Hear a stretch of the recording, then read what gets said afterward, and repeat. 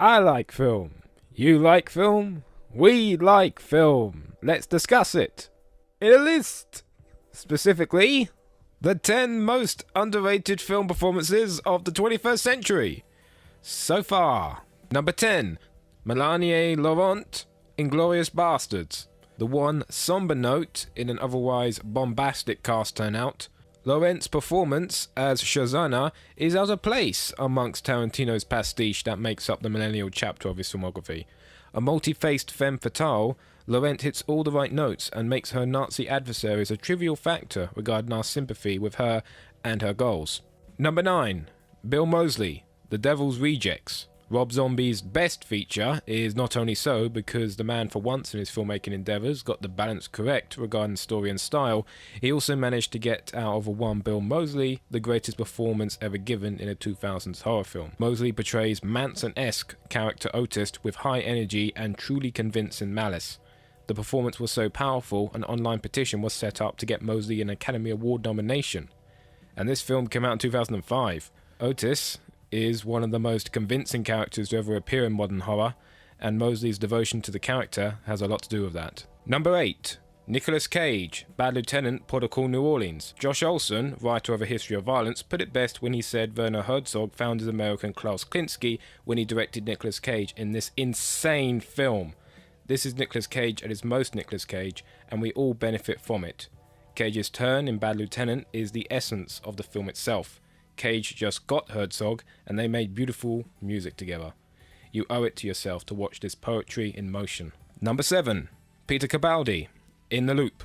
Capaldi perfected his most iconic role, yes, in the feature adaptation of the political sitcom masterpiece, The Thick of It. Here, Malcolm Tucker is nothing short of a raging Scottish fireball throwing molten verbals at any poor sod that gets in his way of diverting the course of the PR nightmare plot to its inevitable conclusion, of not only embarrassment for his party, but war itself. Delivering unforgettable insults and having that epic one-on-one confrontation with the late James Gandolfini, In the Loop is by far not a one-man show, but is sure one hell of a platform for one of the greatest characters in British sitcom history. Number 6. Jackie Earle Haley, Watchmen. No film defines mixed bag better than 2009's Watchmen. Adapting what many consider to be the greatest graphic novel ever conceived was a feat even Terry Gilliam labelled unfilmable. Watchmen is no 100% masterpiece, more 30%, and a big deal of that goes to Jackie Earle Haley's phenomenal turn as Rorschach, boasting an uncanny resemblance visually and developing the perfect voice to vent the basement-dwelling moral superiority of this character's fractured mind. These efforts make it hard to imagine another actor portraying Rorschach than Haley, one of the greatest, if not the greatest, acting performance ever in a superhero movie. Number 5. Dominic Cooper, The Devil's Double. It is criminal that the Blu-ray of this seminal biopic about the son who embarrassed Saddam is selling at Kex for only 50p. Watch this space for more on Lee Tamara's impeccable return to form, but all you need to know now is that Dominic Cooper plays the hell out of one hellish Hussein. Cooper crafts a formidable animus out of the role of Uday Hussein. Amplified somewhat, but as the reality of the man himself was so insane, it's easily forgiven.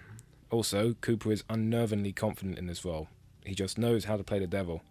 And if that wasn't impressive enough, he also plays his double. You see a title.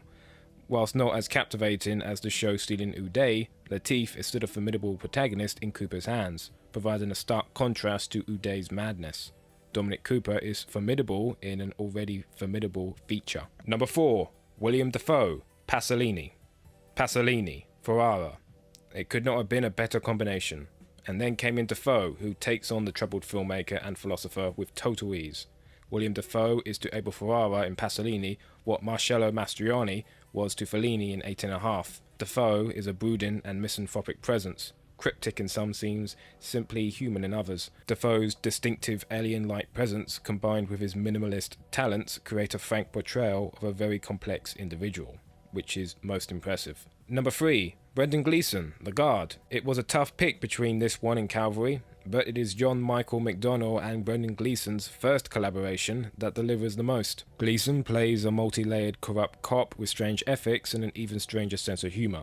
Without Gleeson's masterful delivery, physical and verbal, turning the most mundane of police procedural scenes into comedy gold, The Guard might have been just another Tarantino-esque rip-off from a country whose film industry is surprisingly partial to. However, Gleeson brings some real humanity to the picture and turns what was initially a somewhat overwritten character into one of the best feature comedy creations of the past decade. Real good stuff. Number 2. Paddy Considine, Dead Man's Shoes. Under the helm of Shane Meadows, Paddy Considine takes the common protagonist of the war veteran on a revengeance mission and takes it to chilling levels of depth with career-best character work. Full of hate and rage, Richard is a role that is elevated way beyond a Paul Kersey clone, as Considine makes his embittered man sympathetic and his methods feel all too real.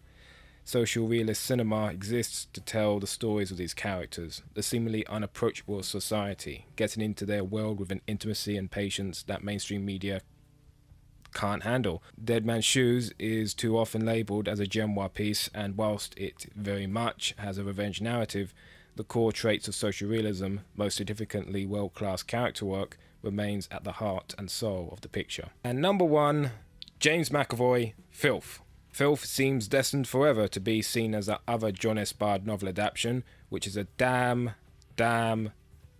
shame. James McAvoy gives a Globe Theatre level performance as ambitious, most likely bipolar Scott cop Bruce, that turns vicious, vulnerable, but always believable, and as it's combined with such realised characterisation by Bard, tragic. It is the obvious Academy Award-winning performance that never was, and is the most underrated feature film performance of the 21st century. Thus far. And that's the list. Did you like it? Do I care? Like and comment below to find out. I'm Pekka for Good TV, and thanks for your time.